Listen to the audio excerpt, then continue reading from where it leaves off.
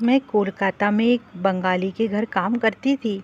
वहाँ रोज रात को बंगाली मर्द कंबल में बर्फ़ लेकर सोते थे। यह रात जानकर आपके भी होश उड़ जाएंगे।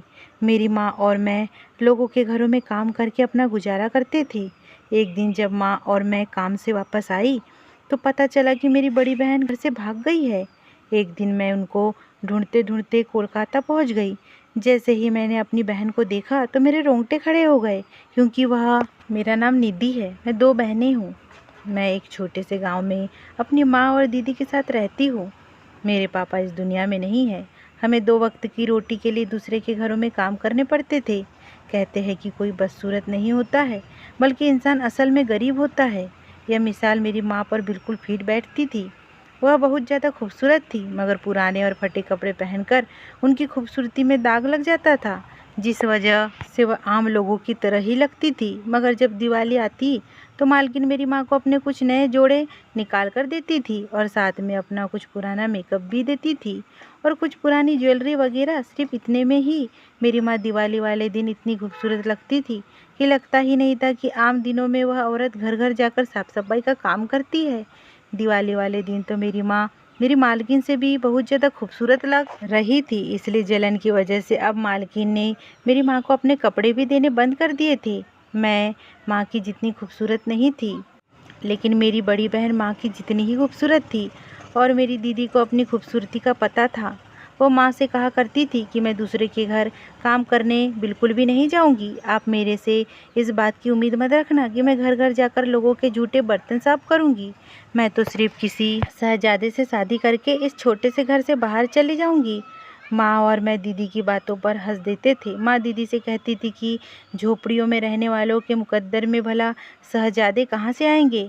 हमें अपनी चादर देखकर ही पैर फैलाने चाहिए। मगर वो लड़की कभी नहीं मानेंगी, बस अपने देखती रहेंगी। मैं माँ के साथ काम पर जाया करती थी और दीदी जाने से साफ मना कर देती थी कि मैं नौकरानी बनने के लिए पैदा नहीं हुई हूँ।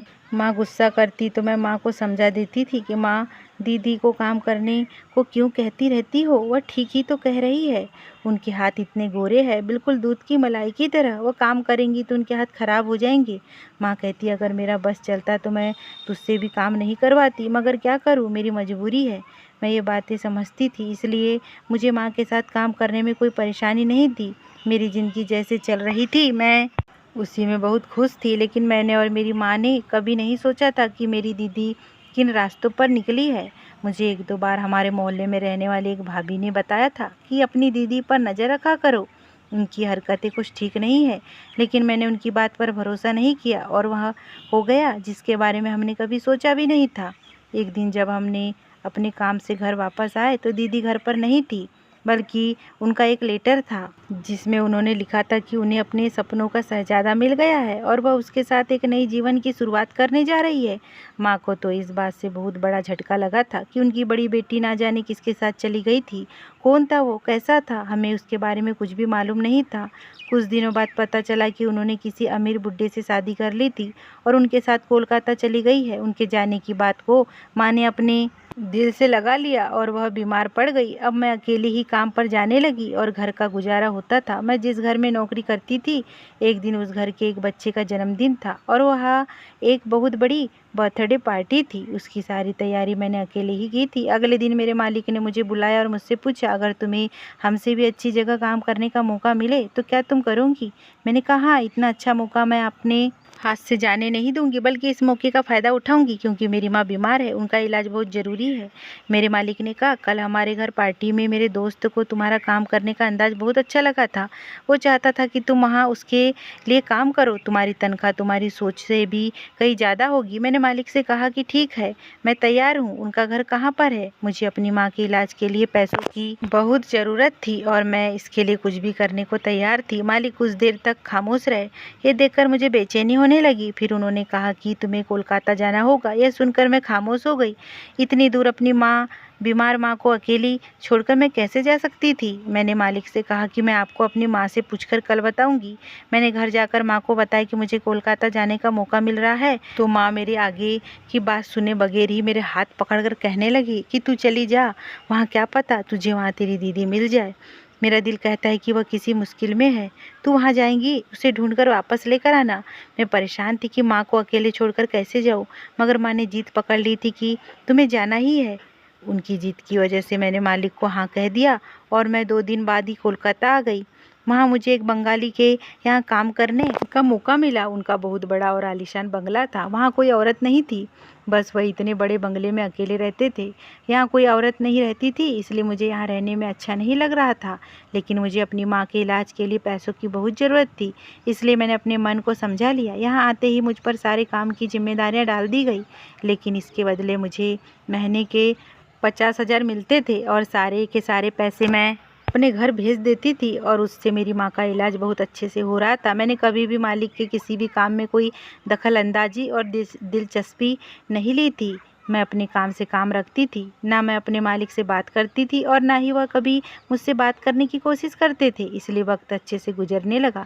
कभी कभी मुझे इस घर में बहुत अजीब सा महसूस होता था, क्योंकि हर 2 दिन में मेरे मालिक के दोस्त मालिक से मिलने के लिए आते थे और जब वो आते तो मालिक मुझसे कहते कि तुम मुझे मेरे कमरे के दरवाजे पर ही चाय पानी और नाश्ता दे देना और अंदर मत आना। मुझे शक होता था कि मालिक क्यों मुझे उनके दोस्तों को देखने नहीं देते थे। फिर मैंने भी सोचा कि चलो अच्छा है, मुझे भी कौन सा उनके मेहमानों से मिलने का शौक़ है। मेरे मालिक को इंग्लिश और बंगाली बहुत अच्छे से आती थी, लेकिन मैं तो पढ़ी लिखी ही नहीं थी, इसलिए मुझे इंग्लिश नहीं आती थी और बंगाली मेरी भाषा नहीं थी। एक दिन मेरे मालिक की तबीयत खराब हो गई। पहले वो अपने मेहमानों को खुद रिसीव करने जाते थे, मगर अब की बार उन्होंने मुझसे कहा कि मेहमान को लेकर आओ। मैंने गेट का दरवाज़ा खोला और मेहमान को अंदर लेकर आ गई। थोड़ी देर बाद मैंने चाय देने के लिए दरवाजे पर दस्तक दी और अंदर चली गई। मैंने अंदर जाते ही जो मंजर देखा, उसे देखकर मैं हैरान रह गई। मेरे मालिक के दोस्त बर्फ़ लेकर आए थे। मुझे कमरे में देखकर मेरे मालिक बोले, तुम जाओ, यहाँ से क्यों आई हो? मैं कमरे से बाहर आ गई। मुझे उन पर शक हुआ, इसलिए मैं कमरे के बाहर खड़ी होकर उनकी बातें सुनने की कोशिश की, लेकिन मुझे कुछ समझ में नहीं आया, क्योंकि वह सब लोग बंगाली बोल रहे थे। रात को जब मैं मालिक को दूध देने गई तो मैंने देखा कि वो अपने कंबल में बर्फ़ रख रहे थे।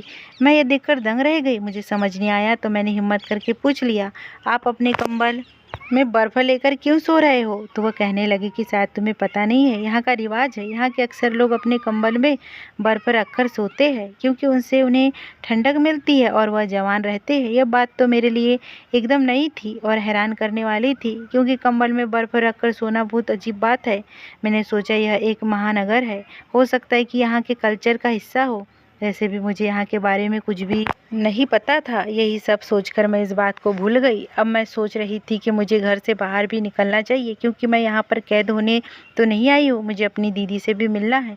जब मैं घर से बाहर निकलूँगी, अचानक से ही सही कुछ ना कुछ ऐसा हो जाए और मेरी दीदी मुझसे टकरा जाए। मैं अपने मालिक से बाहर जाने की इजाज़त ले ली तो उन्होंने मुझसे कहा कि तुम घर का सारा काम करके कुछ देर के लिए चली जाया करो। मैंने कहा ठीक है। वैसे मुझे कभी कभी बहुत ही हैरत होती थी कि मालिक के मेहमान आए दिन इतना क्यों आते रहते हैं, और वही मेहमान हर बार होते हैं। और अब जब भी आते थे तो मालिक के लिए बर्फ़ ज़रूर लाते थे। उस दिन के बाद से मैंने सोचने लगी थी कि मालिक बर्फ़ को कम्बल में रखकर रोज़ क्यों सोते हैं, मगर सुबह जब वह सोकर उठते हैं और मैं उनका बेड सही करने जाती हूँ तो उनके बेड की चादर बिल्कुल भी गीली नहीं रहती थी, वह तो सूखी ही होती थी। मुझे बहुत हैरानी होती और मैं सोच में पड़ जाती थी कि आखिर यह क्या है, और ऐसा तो नहीं हो सकता था कि मालिक रोज़ रात को बर्फ़ रख कर सोए और वह बर्फ़ ऐसे ही जमे रहे। यह सब सोच सोच कर मुझे तो चक्कर आने लगे थे। लेकिन जब मैंने एक दिन गौर से देखा तो ऐसा ही था, वो बर्फ़ पिघलता नहीं था। एक दिन मालिक के दोस्त आए हुए थे और वह लोग मालिक के कमरे में बैठे हुए थे। मैं छुपकर दरवाजे की हॉल से अंदर देखी तो मालिक और दोस्त उस बर्फ़ के बड़े से टुकड़ों को हाथों में लेकर देख रहे थे और उससे पानी भी नहीं निकल रहा था। मैं हैरान रह गई थी, क्या बर्फ़ ऐसी भी होती है? लेकिन यहाँ की चीज़ों के बारे में मुझे मालूम नहीं था। एक दिन मैं घर से निकली ही थी, एक बड़ी सी गाड़ी मालिक के घर के आगे रुकी। उसमें से कुछ लोग उतरे जो काले रंग का कोट पैंट पहने हुए थे वह लोग अंदर चले गए। शायद वह सब भी मेहमान ही थे। मैं फौरन बाहर जाने के बजाय घर के अंदर आ गई थी। मैंने सोचा कि कहीं बाद में मालिक मेरे ऊपर गुस्सा ना करे कि मैं घर पर क्यों नहीं थी, इसलिए मैं किचन में चली गई और चाय बनाने लगी। जैसे ही मैं चाय की ट्रे लेकर कमरे में जाने लगी तो उन लोगों की बातें सुनकर मैं वहीं रुक गई, क्योंकि उस वक्त वह लोग हिंदी में ही बातें कर रहे थे। मेरे मालिक अपने दोस्तों से कहने लगे कि तुम फिक्र मत करो, जो भी बात है हमें खुलकर कह सकते हो, क्योंकि मैं इस समय घर पर अकेला हूँ और मेरी नौकरानी भी बाहर गई हुई है। उसमें से एक आदमी कहने लगा, ठीक है, तुम कितनी फीस भेजना चाहते हो? मैं इस बार भी दरवाजे की होल से अंदर देखने लगी। मालिक ने अपने हाथ में वही बर्फ के टुकड़े पकड़े रखे थे और कहने लगे कि मैं 10-15 भेजना चाहता हूँ। यह सुनकर मेरे हाथ से चाय की ट्रे गिरते गिरते बची। ऐसा भी होता था, यहाँ पर बर्फ बेची जाती थी। मैं वापस चाय की ट्रे किचन में रखकर बाहर आ गई और मैं ये सोचने लगी कि बर्फ आखिर मिलती कहाँ है। मेरा मन करता था कि एक बार मैं भी उस बर्फ को छूकर देखूं। यही सोचकर मैं रात को खामोशी से उठी। मैंने सोचा कि फ्रिज में ही देखती हूँ, क्या पता मुझे वहाँ पर बर्फ मिल जाए। लेकिन फ्रिज में कुछ भी नहीं था। जब मेरे मालिक सुबह उठने के बाद मॉर्निंग वॉक पर गए तो मैं फौरन उनके कमरे में चली गई और कंबल उठाकर देखा तो उसके नीचे बर्फ नहीं थी। फिर मैंने कमरे में इधर उधर नज़र दौड़ाई तो बर्फ बेड के नीचे एक टोकरी में रखी हुई थी। मैंने उसे हाथ से पकड़कर देखा तो बहुत ठंडी थी। मैंने जल्दी से वापस उसे उसकी जगह पर रख दी और भागकर अपने कमरे में आ गई। मेरे मालिक रोज अपने कंबल में बर्फ रखकर सोते थे और मैं सोचती थी कि आखिर वह ऐसा क्यों करते हैं। मैं घर के काम से एक दिन बाजार गई थी, तभी मेरे पास से एक कार बहुत तेजी से निकली।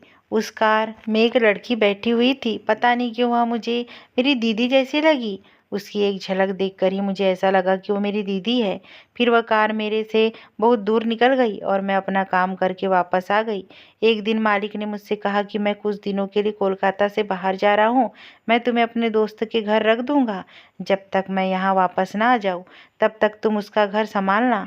मुझे इस बात में कोई बुराई नहीं लगी, क्योंकि मैं तो एक नौकरानी थी और मेरा काम ही करना था, फिर वह चाहे यहाँ हो या वह कहीं और। फिर मालिक ने मुझे अपने दोस्त के घर जाकर छोड़ दिया, जो शायद दूर नहीं था। मैंने जाते ही वहाँ पर के सारे काम संभाल लिए। मालिक का वह दोस्त वहीं था जो अक्सर हमारे घर आता जाता रहता था। मैं इसके चेहरे से पहचानती थी।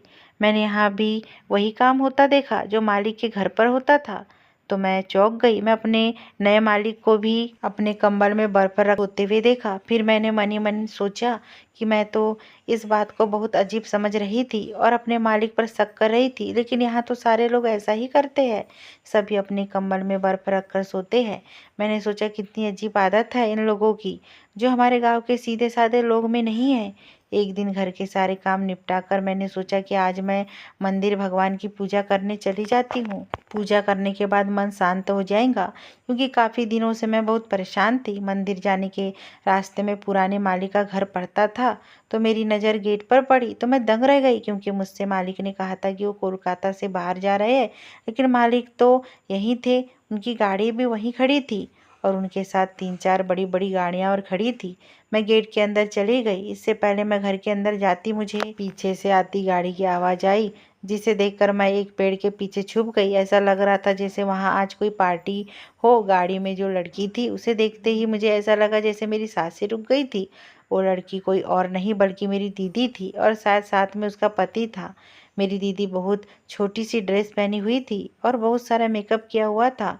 उनका पति कार से निकलकर घर के अंदर चला गया और वह भी अपने पति के पीछे पीछे जाने लगी। इतने में मैंने उनका हाथ पकड़कर खींच लिया। वह मुझे यहाँ देखकर हैरान हो गई। ऐसा लग रहा था जैसे उन्हें यकीन नहीं आ रहा हो।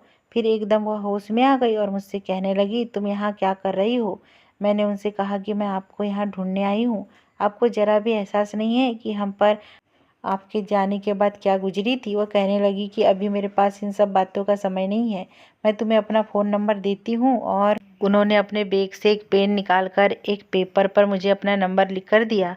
जब वह पेन वापस अपने बैग में रखने लगी तो अचानक ही मेरी नज़र उनके बैग पर पड़ गई। उनके बैग को देखकर मैं हैरान रह गई, क्योंकि उनके बैग के अंदर भी वही बर्फ़ के टुकड़े रखे हुए थे। इससे पहले कि मैं उनसे कोई सवाल करती, वह जल्दी से अंदर चली गई। मैं अपने दूसरे माली के घर वापस आ गई। जब मेरे मालिक ने यहाँ पर पार्टी रखी थी तो उन्होंने मुझे अपने दोस्त के घर क्यों भेज दिया था। अगर मैं यहाँ रहती तो क्या कर लेती। काश मैं वहाँ होती तो अपनी बहन को जी भर के देख लेती। अगली सुबह मालिक मुझे लेने आ गए। मुझे शक हो रहा था कि उन्होंने पार्टी में मुझे क्यों नहीं बुलाया। आखिर क्या वजह हो सकती है। मैं घर के अंदर गई तो पूरा घर बिखरा हुआ था। वो कहने लगे, कल मेरे यहाँ पार्टी थी, अचानक ही रख ली थी, इसलिए तुम्हें बुलाने का मौका ही नहीं मिला। वैसे भी मेरे जितने भी दोस्त हैं वो गांव के लोगों को पसंद नहीं करते हैं, इसलिए मैंने तुम्हें नहीं बुलाया। कहीं कोई ड्रिंक करके तुम्हारे साथ बदतमीजी ना करे। तुम यहाँ पर मेरी जिम्मेदारी हो। मैं नहीं चाहता हूँ यहाँ पर तुम्हारे साथ कोई गलत हरकत करे। मालिक की बातें सुनकर मुझे बहुत ज़्यादा अफसोस हुआ कि मैं उनके बारे में कितना गलत सोच रही थी। खामखा ही उन पर शक कर रही थी। वो मेरे बारे में इतना सोचते हैं। मैंने जल्दी ही पूरे घर की सफाई की, फिर मालिक के कमरे में आ गई। वो मुझे देखकर कहने लगे कि अलमारी मैंने साफ़ कर दी है, जितनी देर में मैं वॉशरूम से आऊँ तब तक तुम कमरा साफ़ कर दो। मालिक के जाने के बाद मैंने चुपके से अलमारी खोली। उनकी अलमारी के नीचे वाली दराज में बहुत सारे बर्फ़ रखे हुए थे। वो बर्फ़ मुझे बहुत अच्छे लगते थे। मैं उन्हें लेना तो नहीं चाहती थी, मगर दिल के हाथों मजबूर होकर जल्दी से मैंने कपड़ों में छुपा ली और फ़ौरन बाहर आ गई। मैंने सोचा आज से मैं भी रात को अपने कंबल में रखकर सोऊंगी। दीदी को कॉल भी करनी है। मैंने घर के लैंडलाइन से उनका नंबर मिलाया। कुछ देर बाद रिंग बजने के बाद उन्होंने फ़ोन उठा लिया और हेलो कहा। जब मैंने उनसे कहा कि मैं तानिया बात कर रही हूँ तो वह कहने लगी, अच्छा मेरी दोस्त कैसी हो, क्या कहा तुम मुझसे मिलना चाहती हो तो मेरे घर आ जाओ, मेरे पति भी तुमसे मिलकर बहुत खुश होंगे। मैंने कहा, मैं क्या कह रही हूँ और आप मुझसे क्या कह रही हो, मगर वह मेरी बात सुने बगैर सिर्फ अपनी ही कह जा रही थी। उन्होंने मुझे अपने घर का एड्रेस लिखवाया और धीरे से कहा, मेरी बात ध्यान से सुनो, तुम अपना चेहरा किसी रुमाल से ढक कर आना। मैं नहीं चाहती हूँ कि मेरे पति को पता चले कि तुम कौन हो। मैंने कहा कि ठीक है, मैं कल आऊँगी। अगले दिन मालिक को किसी काम से बाहर जाना था, इसलिए मैंने मालिक से छुट्टी मांगी तो उन्होंने कहा ठीक है। मालिक के जाने के बाद मैं भी अपनी दीदी के घर चली गई। वहाँ जाकर मुझे हैरत हुई क्योंकि मालिक की गाड़ी वहाँ पहले से ही खड़ी थी। मैंने हैरानी से सोचा कि मालिक की गाड़ी यहाँ क्या कर रही है। फिर मुझे याद आया कि मेरी दीदी और उसका पति उस दिन मालिक के घर पार्टी में आए थे। दीदी के पति जरूर मालिक के दोस्त होंगे। मैंने नौकरानी को अपने बारे में बताया तो वह मुझे मेरी दीदी के पास ले गई। मेरी दीदी ने कमरे का दरवाज़ा बंद करके मुझे गले से लगा लिया और रोने लगी। थोड़ी देर में नॉर्मल हुई और मुझसे पूछने लगी, यहाँ पर तुम किसके पास रह रही हो। मैंने जब उन्हें अपने मालिक के बारे में बताया तो कहने लगी, तुम गाँव वापस चली जाओ, तुम यहाँ मेरे लिए आई थी ना, मुझे देख लिया और अब तुम वापस चली जाओ। तभी किसी ने कमरे का दरवाज़ा खटखटाया। दीदी मुझसे कहने लगी कि तुम अपना फेस दुपट्टे से ढक लो। दीदी के पति अपने दोस्त जो मेरे मालिक थे उनको लेकर कमरे के अंदर आ गए। दीदी मेरे बारे में उनसे कहने लगी, ये मेरी दोस्त है, कुछ दिन पहले ही मेरी दोस्ती इससे हुई है। मैंने हाथों से उनको नमस्ते किया क्योंकि मेरी दीदी ने मुझे कहा था कि तुम उन लोगों के सामने मुंह से कुछ मत बोलना, सिर्फ हाथ के इशारे से ही नमस्ते करना। मैं उनकी बात नहीं समझी थी, लेकिन जैसा उन्होंने मुझसे कहा था मैंने वैसा ही किया। मेरी दीदी ने मुझे इशारे से घर वापस जाने को कहा तो मैं घर वापस आ गई। एक बात जो मुझे बहुत परेशान कर रही थी वह यह थी कि मेरी दीदी अजीब गरीब बर्ताव क्यों कर रही थी। रात को मेरे मालिक मेरे पास मिठाई लेकर आए और मुझसे कहने लगे कि मैं शादी कर रहा हूँ, वह भी बहुत जल्द, ये लो मिठाई खा लो। मैंने कहा, किससे शादी कर रहे हो तो कहने लगा कि अभी अभी उस लड़की के घर से आ रहा हूँ। उनकी बात सुनकर तो मेरा दिमाग काम करना बंद कर दिया क्योंकि वह तो अभी मेरी दीदी के घर से ही आ रहे थे। मैंने डरते हुए उनसे पूछा कि उस लड़की का क्या नाम है तो कहने लगे कि उसका नाम तन्वी है, वह गांव से है। तो फिर से डरकर मैंने उनसे सवाल किया, क्या वह लड़की आपसे शादी करने के लिए तैयार है। मालिक ने कहा कि हाँ, क्यों नहीं, कल हमारी शादी है, तुम भी साथ चलना। यह सब क्या हो रहा था, मेरा दिमाग खराब हो रहा था। मैं जल्दी अपनी दीदी को कॉल की लेकिन वो फ़ोन नहीं उठा रही थी। मैंने उनको बहुत बार फ़ोन किया हो लेकिन उन्होंने एक बार भी कॉल रिसीव नहीं की और बाद में उनका नंबर बंद आने लगा। अगली सुबह मैं अपने मालिक के कहने पर तैयार हो गई और फलों और मिठाइयों की टोकरी लेकर गाड़ी में बैठ गई। हम वहीं उतरे जहाँ हम कल गए थे। एक छोटी सी उम्मीद जो मेरे दिल में बची थी वह भी टूट गई। जब हम घर के अंदर गए तो मेरी दीदी दुल्हन बनी हुई थी, सामने ही बैठी थी। मैं उनके पास गई और उनसे पूछा कि आप यह शादी क्यों कर रही हो? आप तो पहले ही शादीशुदा हो, आपने तलाक कब लिया? लेकिन उन्होंने मेरी किसी भी सवाल का जवाब नहीं दिया। मेरे सवालों को इग्नोर करके वो अपनी शादी में लग गई। मेरी हालत यह सब कुछ देखकर बहुत ज़्यादा ख़राब हो गई। मेरी दीदी मेरी मालकिन बनकर घर आ गई। अभी उन्हें कमरे में गए कुछ ही देर हुए थे कि उनके कमरे से कुछ गिरने की ज़ोर से आवाज़ आई। मैं जल्दी से मालिक के कमरे में गई। वहाँ जाकर देखा तो मालिक ज़मीन पर गिरे हुए थे और दीदी अलमारी खोलकर बर्फ़ अपने बैग में डाल रही थी। मैंने कहा कि दीदी यह क्या कर रही हो? तो कहने लगी कि मेरे पास अभी यह सब बताने का समय नहीं है। वो बर्फ़ समेटकर इस घर से बाहर जाने ही वाली थी कि अचानक गेट से पुलिस अंदर आती हुई दिखाई दी। इसी बीच में मालिक को भी होश आ गया और वह अपने कमरे से निकलकर बाहर आ गए। पुलिस ने मेरी दीदी को अरेस्ट कर लिया। यह सब देखकर मैं दंग रह गई। मैंने उनसे कहा कि इन्होंने तो सिर्फ बर्फ़ के टुकड़े ही चोरी किए हैं, उनको कुछ मत कहो। मालिक हंसने लगे और कहने लगे यह बर्फ़ के टुकड़े नहीं बल्कि बहुत खास और कीमती पत्थर है जिसकी स्मगलिंग करना जुर्म है। मेरी ये बात सुनकर दीदी एकदम से बोली थी, मैं तुम्हें सारी बात बताती हूँ क्योंकि तुम्हें अभी कुछ नहीं पता है। अपनी दीदी की बात सुनकर मैं हैरान रह गई। मेरी दीदी को इस राज के बारे में कैसे पता चला? तब उन्होंने बताना शुरू किया कि हमारा बचपन गरीबी में गुजरा और गरीबी की वजह से हमें कभी कभी भूखे पेट सोना पड़ता था और जब हमारे माँ घर घर जाकर काम करती तो हम लोगों को मुश्किलों से एक वक्त का खाना मिलता था। इन हालात की वजह से हमारे दिल में बहुत गलत ख्याल पैदा हो गए थे और मैं घर से भागकर कोलकाता के लड़के से शादी कर ली। शादी के बाद मुझे लग रहा था कि जैसे अब मैं अमीर हो जाऊंगी, लेकिन एक दिन मैंने अपने पति के पास बर्फ़ के छोटे छोटे टुकड़े देखे। मैंने पूछा तो मेरा पति मुझ पर बहुत गुस्सा हुआ जब मुझे पता चला कि ये बर्फ़ के गोले नहीं है बल्कि हीरे हैं। मेरा पति एक स्मगलर है और यहाँ पर यही काम करता है और यहाँ से कीमती हीरे। आंखें तो खुली की खुली ही रह गई मेरी जब मुझे ये पता चला और आगे इन्हें बेच देता है, यही उसका काम था। मैं यह सब कुछ जानकर बहुत ज़्यादा हैरान हुई थी। उसके बाद मुझे मेरे पति ने इस काम पर लगा दिया। मैं चाहे जितनी भी लालची थी लेकिन मैं कभी भी ऐसा काम नहीं करना चाहती थी। मैंने अपने पति को बहुत समझाने की कोशिश की कि तुमने जो किया सो किया, लेकिन अब तुम यह काम छोड़कर कोई अच्छा काम करना शुरू कर दो। लेकिन उसने मेरी एक नहीं सुनी और मुझे ये काम करने पर मजबूर कर दिया और मैं आज इस हालत में हूँ। ये बात कहकर वो रोने लगी। मालिक ने कहा कि मैं कोई स्मगलर नहीं हूँ बल्कि कानून का रखवाला हूँ और यही मेरी ड्यूटी है। मैं तुम लोगों में रहकर मुजरिम को पकड़ना चाहता था क्योंकि काफ़ी सालों से ये जुर्म हो रहे थे पर कोई भी हाथ नहीं आ रहा था, इसलिए मैंने यह भेष बदला। मैं अपने मालिक के पैरों में गिर गई और कहा कि मेरी दीदी को माफ़ कर दो, उन्होंने यह सब कुछ जानबूझकर नहीं किया है। मैं अपनी दीदी के गले से लग गई और रोने लगी। लेकिन अब क्या हो सकता है? मेरी दीदी को अदालत में पेश किया गया और उनके खिलाफ फैसला सुनवाया गया। उन्हें सजा हो गई, लेकिन मेरी दीदी ने यह सब अपनी मर्जी से नहीं की थी, वह हालत से मजबूर होकर इस काम में शामिल हो गई थी। इसलिए मैंने मालिक से दरखास्त की कि वह मेरी दीदी को कम से कम सज़ा दिलवाए। मालिक ने ऐसा ही किया। मेरी दीदी को केवल 2 साल की सज़ा हुई।